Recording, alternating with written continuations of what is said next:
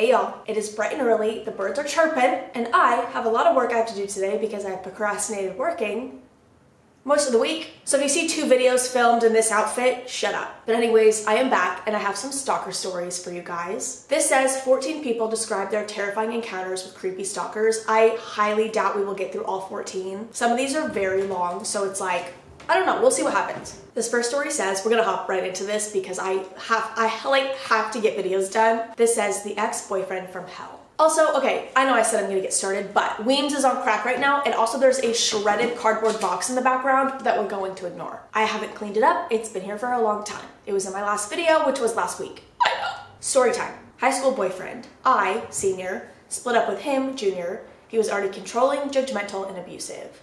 I was moving on to college at the local university. He went fucking crazy, lost his goddamn mind. He began threatening messages, about 200 a day, phone calls, showing up during my classes, showing up at my house, broke into my car and sat in my back seat. My best friend and I had gone to the movies, came out, I was going to drop her off at home, and she noticed a huge mark on the passenger side of the car. Looked in the back seat and there he was, laying on the floor trying to hide. Bought a new car with new plates. He broke into my dorm room. I then left the dorms because I felt unsafe and moved into an apartment not far from the college campus with 2 female roommates. He found out where I was living and broke into there too while I was in the shower. Told him to get the fuck out and he came after me with a knife. Had to call the cops and lock myself in the bathroom. He was gone by the time the cops showed up. Was dating a newer guy who was an absolute gentleman and I warned him about my ex-boyfriend. Ex-boyfriend crashes one of our dates and jumps the new guy with 5 friends. I also end up with my face smashed in for being a cheating whore. I moved back into my parents' house. Ex-boyfriend attempted to break into my parents' house at 5 o'clock on a Sunday, so my entire family was home. Dad caught him and put a gun in his mouth. That was the end of that. Dad is 6'5" ex-military and scary. Edit. Dad did not kill him. However, I think that scared him enough. He has left me alone for 5 years now. I travel back home frequently, and when he sees me, he looks the other way. We're off to a crazy start. I can't even imagine what else is in here. This one says, why aren't you online? This happened to me during my first year of university in October. I was living in the dorms and I need to give you a brief rundown of the dorms. You need a key card to gain access to your specific floor. So even though someone on the 3rd floor and 4th floor live in the same building, they can't access each other's floors. Sorry if I said floor really weird. I have a hard time saying that word and I feel like I really stumbled over that. I'm gonna say it again. If you're on the 3rd floor, in the 4th floor, you can't access each other's floors. Was that better? I had injured myself playing sports, so I was under orders to rest, which means no Halloween parties for me. Pretty sad for a horror fiend like myself, but to try and make the time a happy one, I busied myself helping to make costumes for people and doing their makeup. Once I finally finished, I packed up my makeup and decided to watch some movies in my room. A guy popped up and introduced himself. We chatted a bit and exchanged email addresses, and I walked back to my room and said goodnight. The first warning sign was that he walked into my room behind me, despite me saying I was going to walk into my room. I felt really awkward and tried to say, in a roundabout way, that he needed to leave. But he wasn't getting the hint. I finally had to say, you need to leave my room now. I chalked this up to maybe him being drunk or something, but I did wonder how he got onto my floor if he wasn't with someone partying. Before I went to bed that night, I checked my email and there were 5 from the creep. The first being, hey, I'm so glad we're friends, and the rest asking why I wasn't online. A few days later, I got a knock on my door when I was studying, and it was him. I explained that I wanted to study and needed privacy. He tried to walk into my room again, but I braced my arm on the frame and said firmly that I needed to study. The next day, he was at my door again, and the next. I began pretending that I wasn't home. Another day there was a knock at the door, and when I checked the peephole, there was no one there, and I assumed the postman had come. I opened the door, and lo and behold, it was the creepy guy. He had begun hiding from the peephole, so I would be more likely to open the door. I told my roommate never to open the door if he was there, and I told the people living on my floor that this guy was beginning to creep me out. So if he wanted to get on the floor, whatever sob story he gave them, don't let him on. A few days after that, I was on the bus coming home and I got a text from someone who lived on my floor telling me not to come home because the creep was on my floor just sitting in front of my door, waiting. I went to a friend's house and spent the night, and when I got home, I was told he was waiting for 4 hours before leaving. At this point, I was freaked out. A few days after that, he began waiting outside the building, and if I left, he would follow me wherever I went. I was too spineless to tell him to go away, and I tried to be more passive about it. I never spoke and never gave any indication that I was paying attention, but he followed me to class, the cafeteria, and always tried to follow me home and get access to my floor. I went to the resident advisor, an older student that kind of watches over the floor, and told her what happened. She spoke to the RA for his floor and was told that Creep had been telling his own RA that we were best friends and dating. My RA tried to explain that I was uncomfortable, but the other RA believed him, and that was that. Thankfully, one thing did deter him. He would never approach me if I was with a group of people, so my floor mates banded together. If I went to dinner, I went with my floor. If I wanted dinner or seconds, someone had to come with me. Walking to class and even waiting for the bus was done in a group. He got onto my floor once when someone else was coming home, and he forced his foot in the door to let himself in. I was hidden in another room, and when he left my door to go and sit in the television lounge to wait for me, I went downstairs and ran around to the other side of the building and got into my room before he noticed. Then the phone calls began. I never gave him my number, but he somehow obtained my mobile and my room phone, and at first it would be like 1 to 2 calls a day until I told him I wanted him to leave me alone. Then the calls began coming in every hour with him begging and pleading for me to talk to him. Without caller ID, I needed to answer the phone because of school and my part-time job. At this point, it was November and I was a wreck. I was tired of having to plan out simple things like going for food or walking to a bus stop.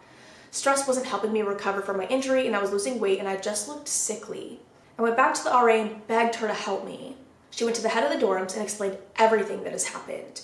I explained how far this has gone, and my roommate told them that he had followed her a few times, demanding that she tell him where I was. I felt awful. She never told me this because she was afraid of upsetting me further, and I felt like I was an asshole for putting her through this garbage. I don't know what went on behind closed doors. From what I guess, he was told to leave me alone, and any further contact would result in him being kicked out of the dorms. There was one email where he went insane on me, telling me how awful I was. How could I do this to him? We were so happy together. Surely I was cheating on him with other men. After that, nothing. At first, when I would see him around campus, I would run to the women's toilet to hide. I would see him around town or on campus and he'd always just stare at me. Never tried to approach me, never tried to get my attention, just staring. I used to walk by and try to pretend like I didn't notice him staring, and I would act like my heart wasn't pounding. That is like I always say everything's my biggest fear, but when I was in college, I had this guy almost doing the exact same thing to me, not nearly as bad. He didn't have my phone number, he only had my social media, but he would like spam and like post things on his social media, not like DM me, like post things on his like page that talking about how shitty of a person I was because I ignored his message to go get Starbucks with him. Like, he was insane. Like, publicly posting things when I like didn't even know him. I had one class with him.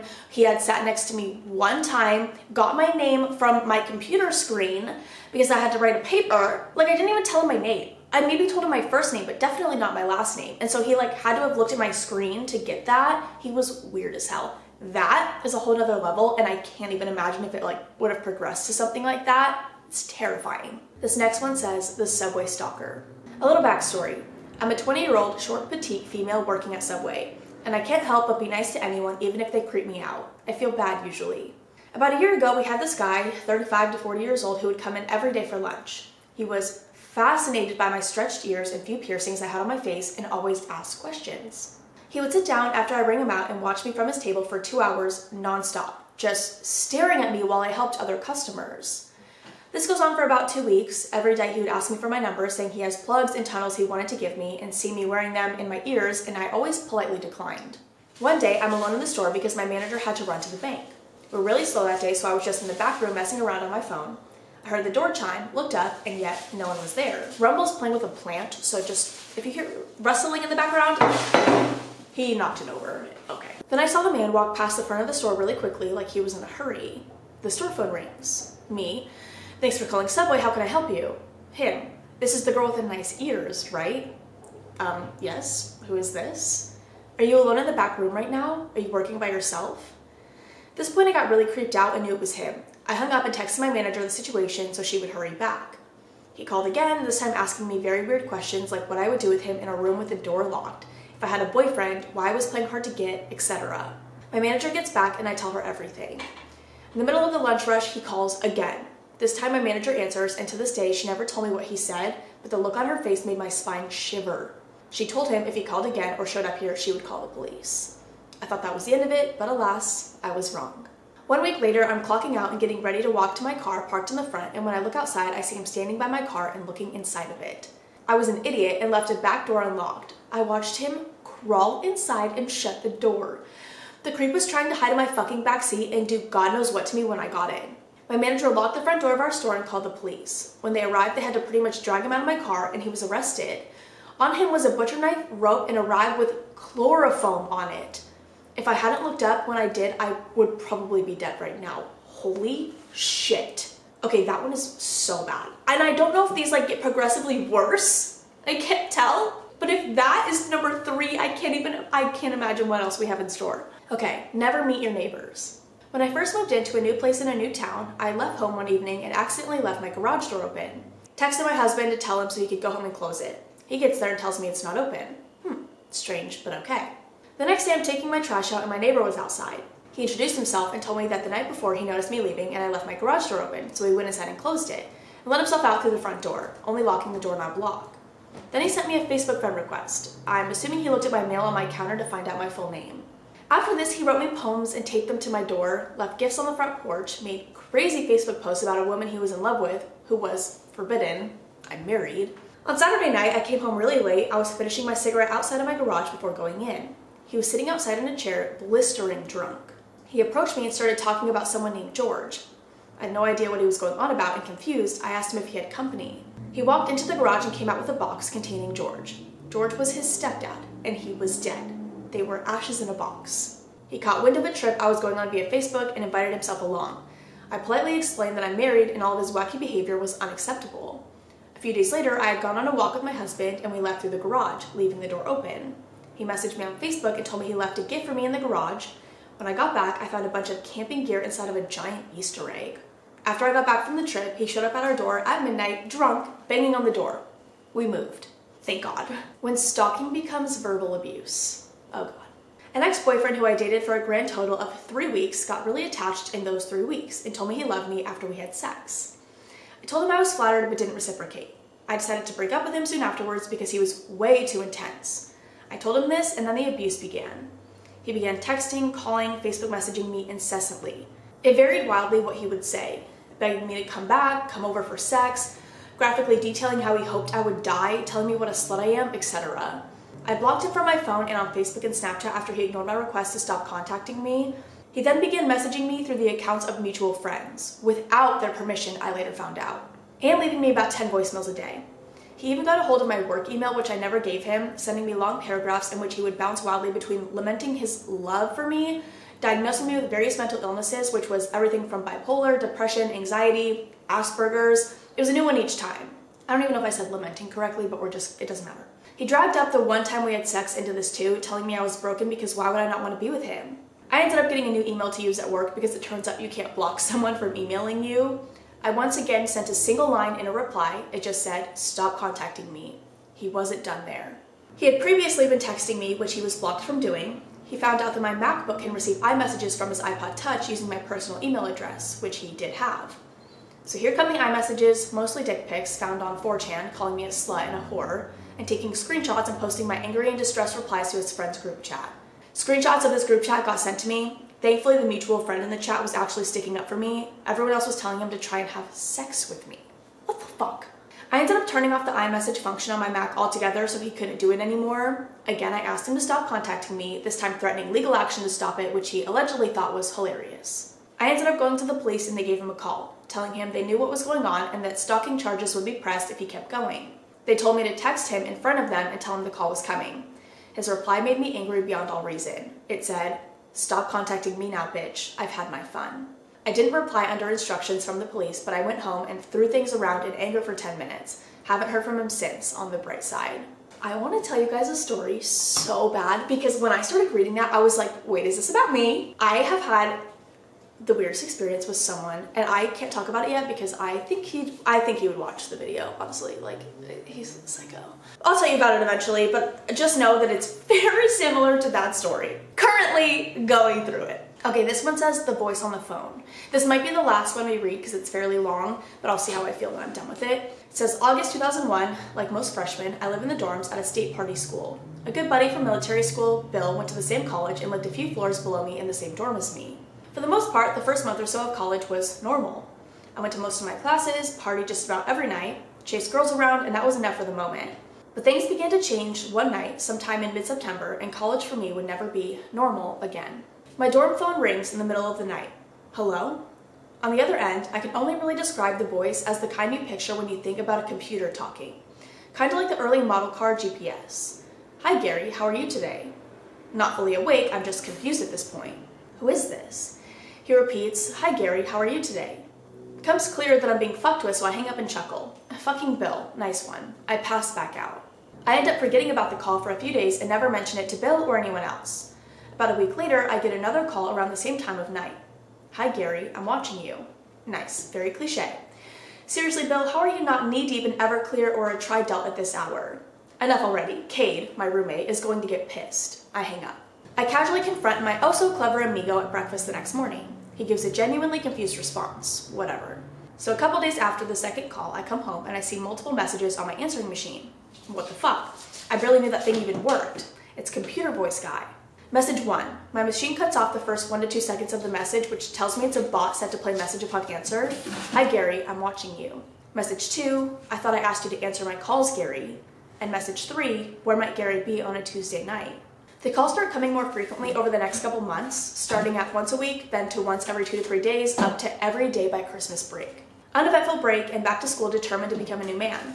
First night back, I get my first spring semester call from CVG, the robot person. "Weems, can you not rip up the box right now, please? How is your family in Cyprus? Hometown suburb." Okay, now this is fucking bullshit.